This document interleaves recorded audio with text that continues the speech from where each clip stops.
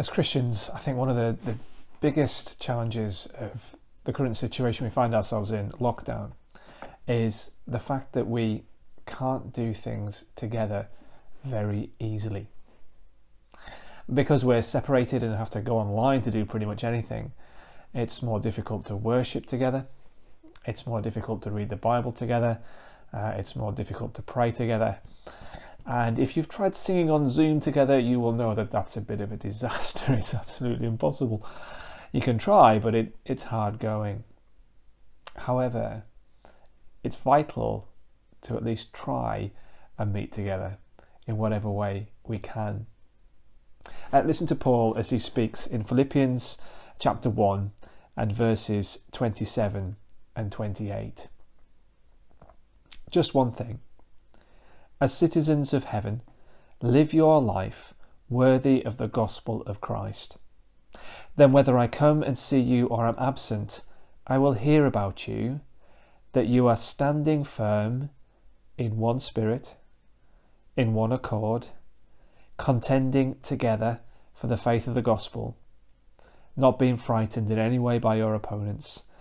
This is a sign of destruction for them, but of your salvation, and this is from God. Paul wants the Philippian church, as he would want our church, to walk worthy of the gospel of Christ. As citizens of heaven, live your life worthy of the gospel of Christ. And that doesn't mean earn your salvation, doesn't mean that at all. Salvation is a gift, the gospel is a gift.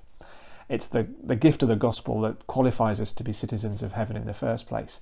But citizens of heaven, there is a responsibility on us now as Christians to be who we are.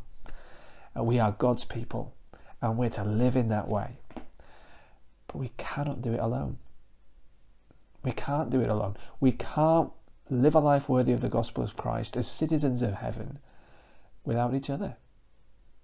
That's very clear from what Paul says next. He says, I want to hear about you that you are standing firm in one spirit, one accord, contending together for the faith of the gospel, not being frightened in any way by your opponents. You see, we do have opponents in the Christian life.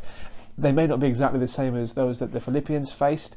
There was maybe some actual opposition within Philippi, from people in Philippi to the gospel, and they were feeling the pressure. But we will have opponents. We have one opponent for sure, the devil. We have another, the flesh. We have another, the world. All these things do press on us, some more than others at different times. The lockdown will have revealed the enemies that can get at you at this time, and the devil will try and use ways to attack you. How are you going to fight that so that you continue to live your life worthy of the gospel of Christ, so that you're a good citizen of heaven who presents a life that bears witness to what God has done for you?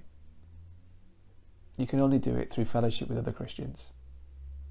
So can I encourage you to make sure that you're not trying to go it alone, even as you are alone to a large extent during lockdown.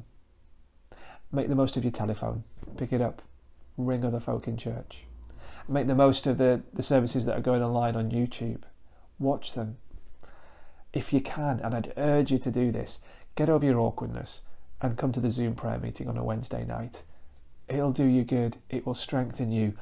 You will be doing it together with other people, praying and having fellowship. Not in the way we'd ideally love, but it's so necessary for us. Please, make use of every means you can to contend together in the gospel.